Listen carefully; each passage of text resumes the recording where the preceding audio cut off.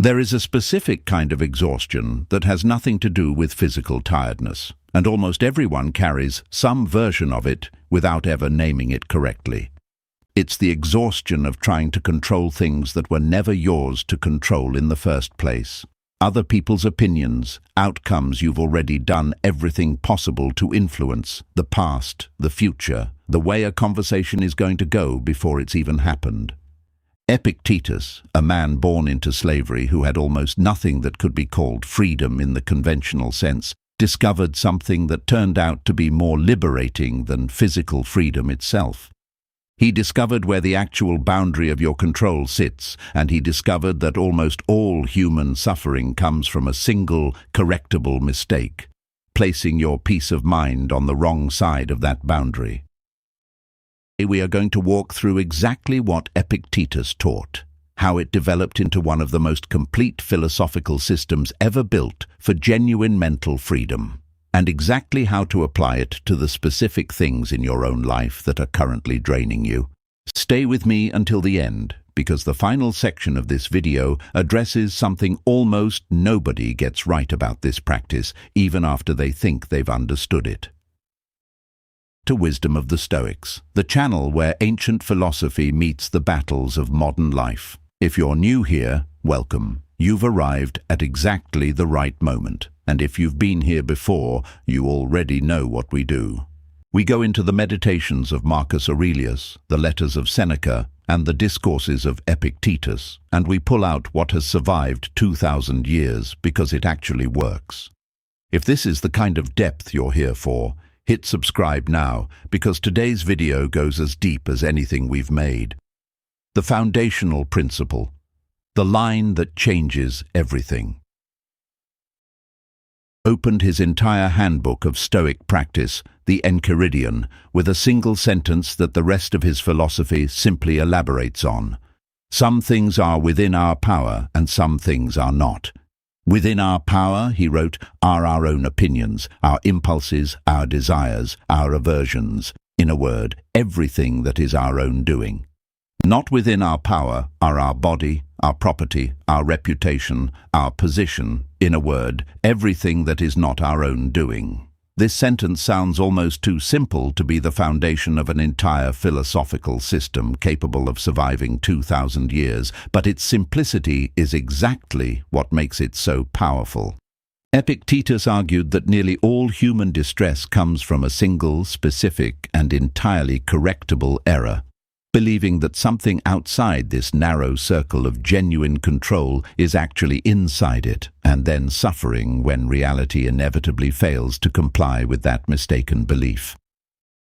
How much of your own mental energy, on an average day, is spent on things that fall clearly outside this circle?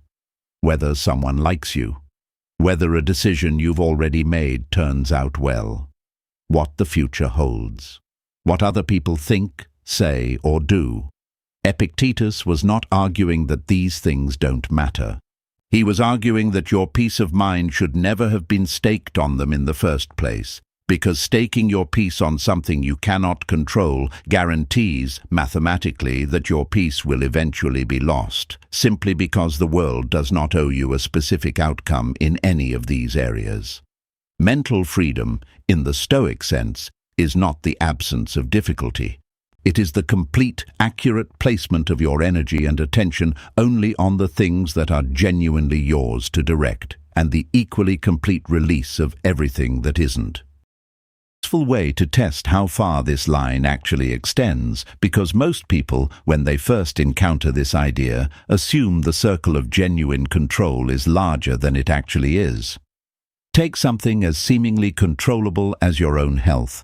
You can control your effort, what you eat, how you move, whether you sleep with any consistency. You cannot control your genetics, the actions of other drivers on the road, whether a virus happens to reach you despite reasonable precautions, or the outcome of a diagnosis once every reasonable action has already been taken. Even something as personal as your own body sits only partially inside the circle Epictetus described. This is not meant to be discouraging. It is meant to be precise. because imprecision about where this line actually sits is the exact source of most of the suffering the Stoics were trying to address. And more accurately you can draw this circle, the more completely you can direct your finite mental energy toward the parts of life that will actually respond to that energy. Principle 1. Freedom is internal, not circumstantial. Here is where the Stoic definition of freedom departs radically from how most people think about it. We tend to imagine freedom as an absence of external constraint. Enough money that work becomes optional. Enough independence that no one tells you what to do. Enough control over your circumstances that obstacles simply stop appearing. Who spent a significant portion of his life literally enslaved, rejected this definition entirely, and his own life is the clearest possible evidence for why. He taught that freedom is not the absence of external constraint at all. It is the absence of internal resistance to what you cannot control, combined with complete ownership of what you can. A person surrounded by wealth, status, and total external autonomy who is nonetheless constantly anxious about outcomes, obsessed with other people's opinions, and unable to tolerate anything not going according to plan is, in the Stoic sense, not free at all. A person with far less external autonomy who has genuinely mastered the distinction between what is and isn't theirs to control can be, and often was, according to Stoic accounts, dramatically more free in the way that actually matters. Not a comforting platitude designed to make difficult circumstances feel acceptable. It is a precise, testable claim about the actual source of psychological suffering. Marcus Aurelius, who had more external power and autonomy than almost any human being in history, still wrote constantly about needing to practice exactly this same internal discipline, because external freedom, it turns out, does absolutely nothing on its own to produce the internal freedom the Stoics were actually after. If anything, unlimited external power without this internal discipline tends to produce more anxiety, not less, because there is simply more to lose, more outcomes to obsess over, more variables that feel, incorrectly, like they should be controllable given how much power you apparently hold. It is worth testing against your own experience honestly, because it tends to contradict a deeply held modern assumption. Most people implicitly believe that if enough external circumstances were finally arranged correctly, enough money, enough certainty, enough control over other people's behavior, genuine peace would naturally follow. The Stoics would tell you this belief has been tested repeatedly across thousands of years of human experience, and it consistently fails, because the underlying mechanism of anxiety is never actually about the quantity of external control you possess. It is about whether you have correctly identified what is and isn't yours to control in the first place, and whether your peace of mind depends on the first category alone. Principle 2. The difference between preference and attachment.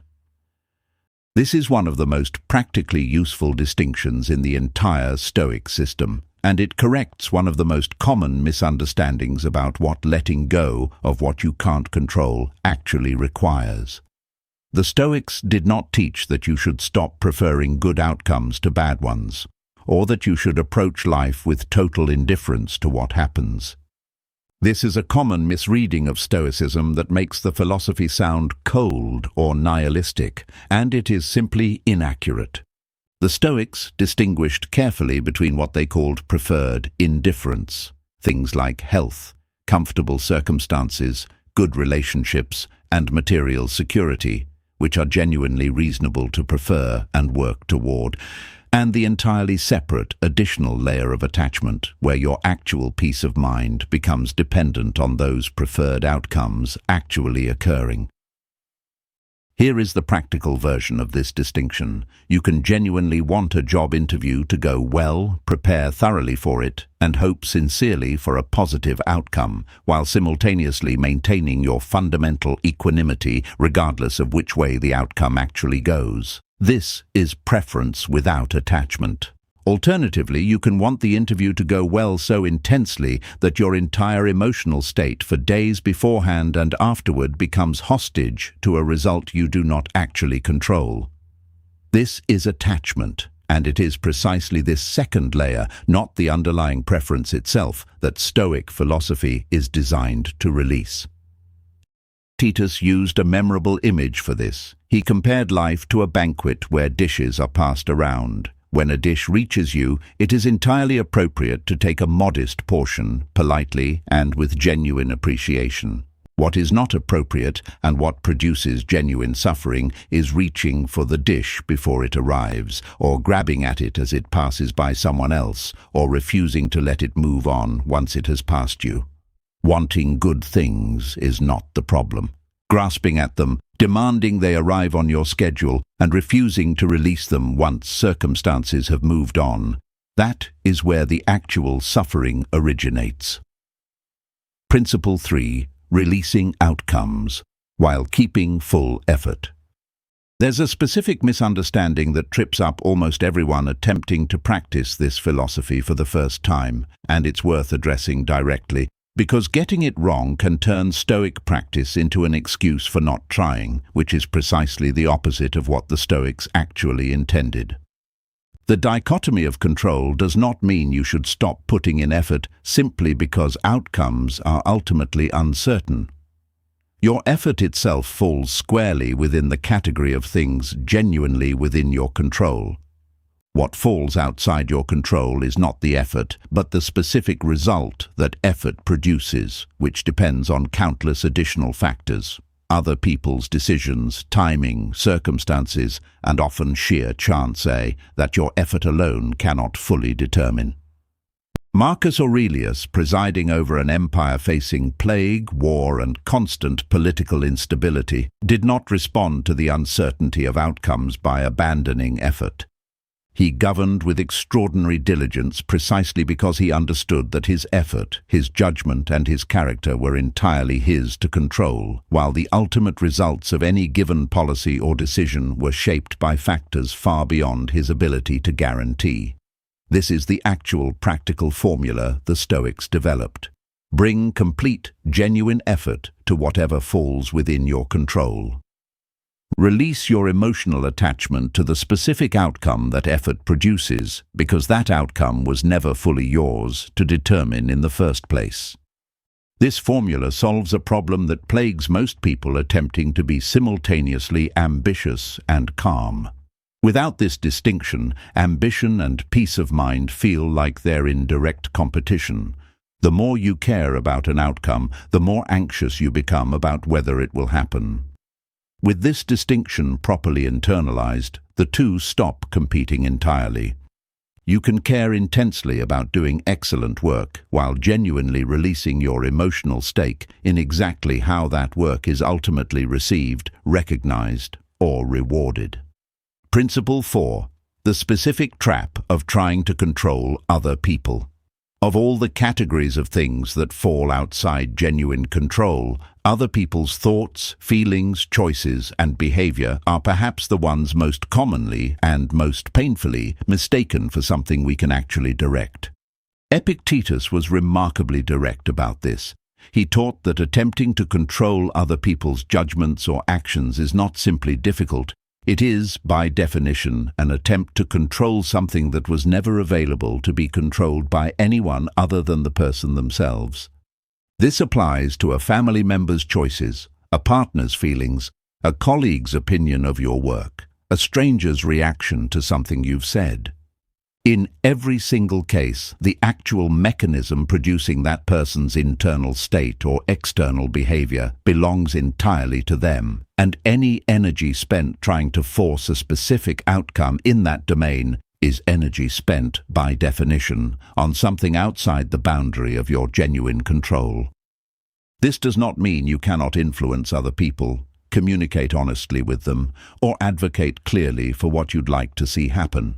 Influence remains genuinely available to you, and using it well is entirely consistent with Stoic practice. What Stoic philosophy asks you to release is the specific demand that your influence must succeed. the emotional insistence that another person's choice or opinion must land a particular way in order for you to feel at peace. Marcus Aurelius, ruling over senators and generals who frequently disagreed with him, understood this distinction clearly. He could present his reasoning, argue his position, and act with complete conviction, while still maintaining genuine equanimity about whether any specific person was ultimately persuaded. The test here is simple and often uncomfortable to apply honestly. Notice, over the course of a single day, how much of your mental energy is spent trying to manage, predict, or control how someone else feels or thinks about you or about a situation. In most cases, when this is tracked honestly, the number is far higher than people initially expect, and simply becoming aware of it is often the first real step toward releasing it. A particularly common variation of this trap worth naming directly, because it disguises itself as care or responsibility rather than as an attempt at control. Worrying extensively about a loved one's choices, replaying conversations trying to determine the exact right combination of words that will finally change someone's mind, feeling personally responsible for another adult's emotional state. All of these feel, from the inside, like acts of love or diligence. The Stoics would ask you to examine them more precisely. Concern for someone's well-being, expressed through honest communication and genuine support, sits within your control. The demand that this concern actually succeed in changing their internal state or their choices does not. And confusing the two produces a very specific, very common kind of exhaustion. The exhaustion of caring deeply about outcomes that were never yours to produce, no matter how much love or effort you brought to trying. 5. Premeditation as training for letting go. The Stoics did not believe that mental freedom simply arrives through intellectual understanding of the dichotomy of control alone. They developed specific practices designed to train this discipline the way physical exercise trains the body, and one of the most important of these was premeditatio malorum, the deliberate, calm anticipation of difficulty or loss before it actually occurs. Wrote extensively about this practice, recommending that before any significant undertaking, you spend a few genuine moments considering the various ways it might not go as planned, not to induce anxiety, but to remove the psychological shock that unprepared minds experience when circumstances outside their control fail to cooperate. He described this as rehearsing for fortune in advance, so that when adversity actually arrives, as it inevitably will, it meets a mind that has already calmly considered this exact possibility, rather than a mind experiencing genuine shock at the very idea that things could go wrong. Matters enormously for the broader project of mental freedom, because it directly trains the muscle of releasing outcomes before you're actually forced to release them under real pressure. A person who has genuinely, calmly considered the possibility of a job not working out, a relationship ending, or a plan failing, has already begun the process of separating their peace of mind from that specific outcome well before circumstances force the issue. This is not pessimism. Marcus Aurelius, who practiced this discipline extensively, remained deeply engaged, effective, and even optimistic in his actual conduct. The premeditation was not designed to make him expect the worst constantly. It was designed to ensure that his peace of mind was never fully hostage to a single specific outcome actually occurring, regardless of how much he hoped for and worked toward that outcome. Principle 6. Amor fati, the final stage of genuine freedom. The principle I promised at the beginning of this video would address something almost nobody gets right, even after understanding the dichotomy of control intellectually. Most people, upon first learning the dichotomy of control, interpret it as a defensive practice, a way to protect themselves from disappointment by lowering their emotional stake in outcomes they cannot guarantee. This is a reasonable first step, but it is not, according to the fuller Stoic tradition, the actual destination.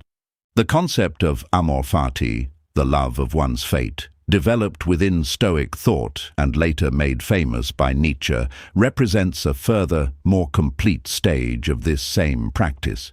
It is not merely tolerating what you cannot control, it is actively, genuinely embracing it, including the difficult parts, as the actual material your character is being built from.